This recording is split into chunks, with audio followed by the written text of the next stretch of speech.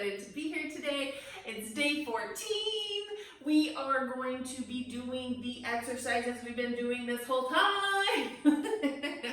So we're going to do core, strengthen, and lengthen. Working out these muscle groups, you can use a chair. I show progressions. It's awesome. And if you want to win a Fat Yogi t-shirt, just drop a comment in the comment section. Tell me what your favorite pose is. Okay, let's get started. Core first. Okay, so for today's core exercise will be scissor kicks. So let's lean back in our chair, sit all the way back. Find your core engaged. Now extend both of your legs out in front. This might be perfect for you. If you want to take it another step forward, you can begin to raise and lower your feet in a scissor motion. And then if you want to take it another step further, you can round, kind of like make a semicircle with each of your legs. And let's do this for 10, 9, 8, 7, really engage this core here, 6, 5, you're going to feel it in your glutes, 3, 2, and 1. Okay, let's find the ground and do the scissor kicks on the ground, on our back. So taking it to that next level and keeping in mind that you can always stay at the previous progression. So let's take our scissor kicks all the way up in that same L sit. So if you want to start with your scissor kicks like this, that's perfect. Otherwise, slowly begin to lower down your legs, and this makes it harder. So really press into your mat, relax your neck, look up for 10, for 9, 8, 7, 6, 5, 4, 3, 2, 1. That was painful.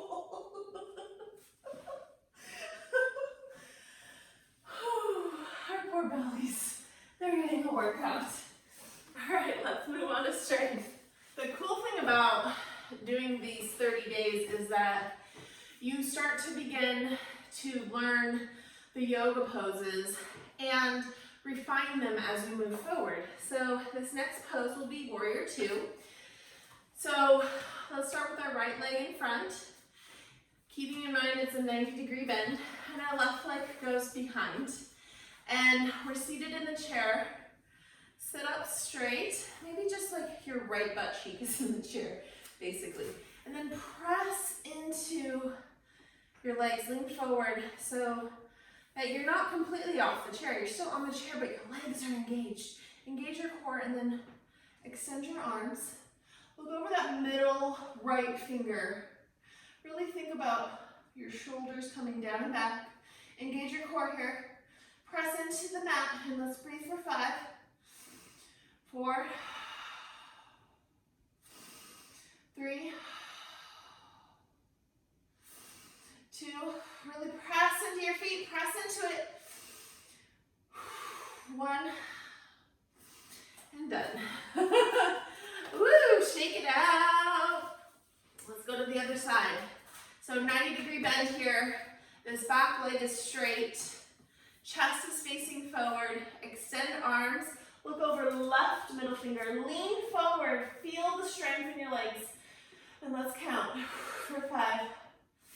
Really feeling the strength in your legs. 3. Engage your core. 2.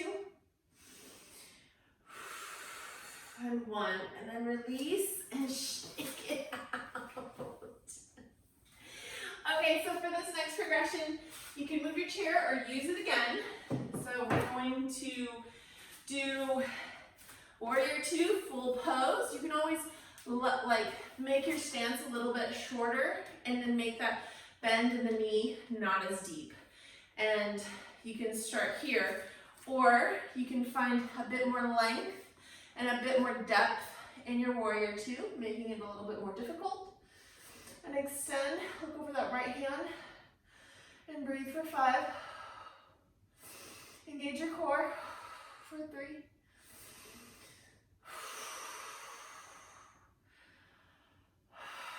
2, and 1. Straighten that right leg, turn the right foot in, and rotate your left foot out. You can keep your arms up for a little bit of an arm challenge. Bend that left knee, making sure your torso is straight. And look over your left middle finger, thinking about your shoulders, maybe roll them down and back. Engage your core here, engage your legs here, and breathe. For 5, 4, 3, 2, and 1. Straighten that leg, turn your toes in and maybe heel toe, and come to center. All right, so for today's lengthening pose, we will find our figure 4 or pigeon. So take your left foot, bring it up over your right leg, beginning with our left. And let's just sit up in our figure 4, flex our foot, really thinking about opening up that hip. And then on that next exhale, we begin to move our torso towards our figure 4 stretch, just kind of draping over our leg. Let this be passive and relaxed, no grabbing and pulling. Just allow your body to open as it wants to. And breathe here. You worked out hard, you deserve this. This stretch is where the magic happens for your happy hips. Really thinking about just with each exhale, that hip opening up just a little bit more. And on the inhale, finding the length and the space. And the exhale, finding just a deeper stretch. Take 3 more breaths like this.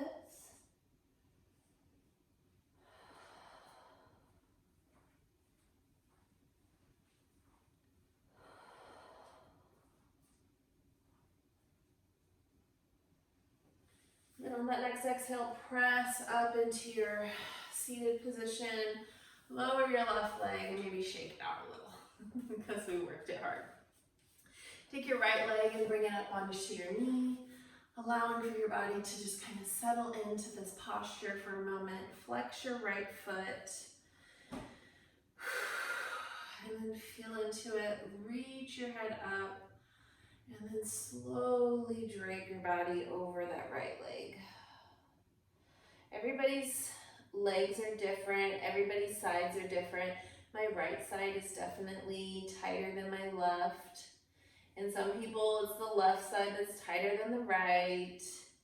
You know, everybody's different. Every day is different too. So like tomorrow, you know, I might even be able to touch my toe to my nose. Who knows? Who knows? With my nose.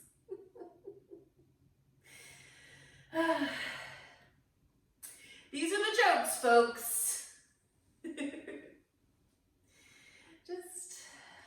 Let's just be in this pose. You know, like I like to think about things like that when I'm in deeper postures because they're uncomfortable. You know, it feels good afterwards. You know you're doing the right thing for your body. You know your body is working hard, but you know, we skip them, we skip over them. We don't want to do them because they're hard, they're difficult. Emotions come up. You don't feel like you're really doing much of anything when you're really working very, very deeply. But these are the poses where the magic happens and where you need to just settle into them and breathe. So let's just take this for another 3 breaths. 2 breaths. All right, yoga friends. So for our final pose, we will be doing pigeon on the ground. You can always do that pigeon in a chair, feeling into your pigeon in a chair, that figure 4. If you're going to be on the ground, if you have blocks and bolster, I'll demo it with those props. Otherwise, you can just prop a pillow or something comfy under your hips. Let's come to our blocks, kind of in a modified plank and take our right leg out in front, and let's heel toe over from the right to the left so that your knee finds the ground, kind of draping the long side of the bolster. Now take your blocks out in front of you, and the nice thing about the blocks is that you can use them on the long side and prop your forearms on this. Let's come up just for a moment and just settle into this version of the posture, really feeling into your pigeon. Now pick a level for your blocks, and let's come down onto our forearms. If you don't have blocks, feel free to stay up onto your hands. And let's breathe here. You can also take them completely flat to the ground and be on your forearms, or take them flat and be on your hands. Wherever your hips are, just be with them and breathe here, allowing them to open up. As you breathe more, you may find that you don't need as much space as you once thought you did. Your hips will gently begin to open, really allowing yourself to get more deeply into the posture. Like, I feel like for today, being on the ground might be an option for me. It's not always an option, but for today, it's an option, so I'll go with it. I never look at my poses like I'm not on the ground, therefore I'm not doing the pose. I always feel like if I'm at my mat and I'm in my body and I can feel it, then I'm doing the pose.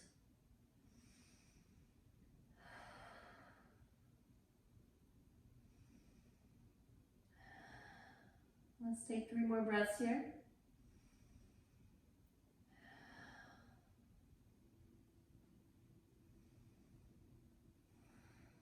On the next exhale, slowly begin to rise, and we can take our blocks under our hands, or even just lean off to one side and bring your leg around, or you can press up into the blocks. Now take your leg behind and just shake it out gently. Feel into the pose. Maybe lean back, stretching your thighs a little here. Your hands don't have to come to the mat. You can just lean back like this and you'll feel a good stretch. I like that counter stretch because we're working with this muscle so much. So to stretch this muscle feels good. So take your hands in that modified plank where you're on your knees. Take that left foot out in front so that your bolster is underneath that hip, and then heel toe your foot over, finding that long edge of the mat with your shin, and then flexing that left foot. I might even sit on my left hip to adjust where I want my foot. Now I may even move my blocks and then find the openness with my right leg. So making sure it's aligned. So you can always tuck your toe and then press up and move your knee around. However it feels good to you. Take your blocks and place them on the shorter edge. Maybe look up, feel into the pose for a moment. Make sure it has a little bit of a buoyancy to it, and then slowly lower down to your forearms. Maybe untuck your toe and relax. Easier said than done. Like I said, like these poses are the hardest ones. These ones bring up the most emotion. You're really focused on deep hip openers. The hips are the biggest muscle in the body, so of course, like you might feel, anger or sadness or whatever's going on in your life right now. it may like rise to the surface here because you feel like maybe even a fight or flight sensation.